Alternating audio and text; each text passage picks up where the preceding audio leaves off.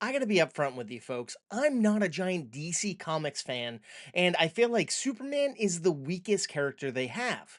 And I only just saw the original Superman movie about a year ago, and I can't tell you what happened in the Brandon Routh one because I completely forgot it. And I felt like Man of Steel was a snooze fest, and I know I'm in the minority saying all this. And the James Gunn Superman trailers did not do it for me, but I had to go and check this movie out to give it its just dessert.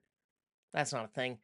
Let's get into it, folks. All right, this movie is really cool. I'm happy I saw it because I was delighted by it. All right, it's not an origin movie. Superman's been around for quite some time, and there's other superheroes in this world. So, already something fresh and new for starting a superhero universe. And I really dug the fresh take they gave Superman. He's not invincible, and I dig that about him. And he has compassion that is so infectious. He goes out of his way to help everyone and everything that's in harm's way, including animals. I melted when I saw him save animals. It was great. And by God, he even shows his enemies that he's fighting compassion. And I feel like we don't see heroes do this ever in movies and TV shows. And normally, Superman's battle cry is for truth, justice, and the American way, but not in this one. In this one, he does whatever he can to help stop crimes and save people all around the world, and I totally am here for that. All right. This movie has a relevant story. It's dealing with a tech billionaire who's trying to start a war for his own selfish reasons, and it gives us a look at how people wrongfully judge immigrants, and it shows just how hard it is to do the right thing when you're dealing with so much turmoil in the world. All right, but let's not forget about the fantastic cast here. David Corenswet as Clark and Superman is fantastic. When he's Clark Kent, he is so delightful. He feels like Jim from The Office. And then when he's Superman, he's this hero with morals. And I really dug it. There's this one scene where he admits that he's done the wrong thing sometimes, but in doing so, he's learned lessons from it. And that's something everyone can learn from. And then you have Rachel Brosnahan as Lois Lane, and she's kind of punk rock, and she'll do whatever it takes to get her story told in the most honest way, even if it's putting herself and her relationships in jeopardy. And then you have Nicholas Hoult as this comedically diabolical yet cunning version of Lex Luthor.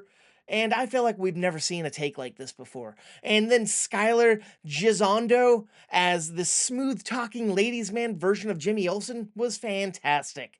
Nathan Fillion is great as a lovable, full of himself version of Guy Gardner. Oh God, I was here for that. And Eddie Gatheji, I'm saying names wrong here. I'm sorry, folks. As Mr. Terrific.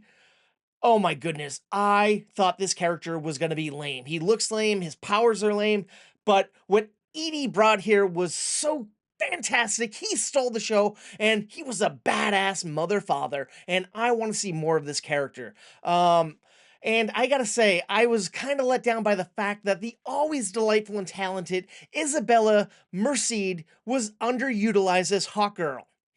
It hurt because she's a great actress and she could have done so much more.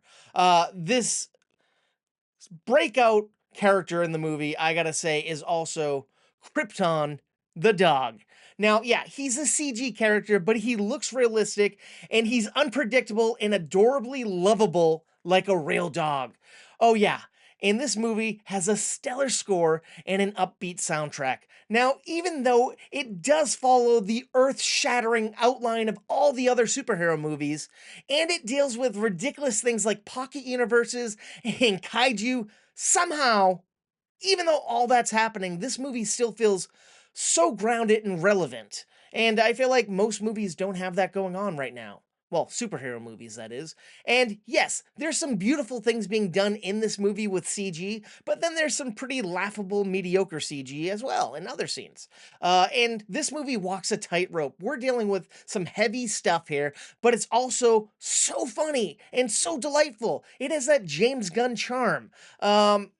This movie proves that not every superhero movie has to be dark and brooding, and it can be uplifting and fun. And by God, if this is what the DC universe is gonna be, I'm here for it. And I gotta tell you, I am so excited to see Supergirl after watching this. You'll know why if you see this movie. Did you see this movie? If you agree or disagree with what I said, let me know in the comments down below. Let me know what your favorite parts of this movie were and what your least favorite parts were. And if you happen to like entertainment podcasts, why not check out mine? It's called Movie Toast, news and reviews, and we're available wherever you get your podcasts. Thank you, and please stay toasty.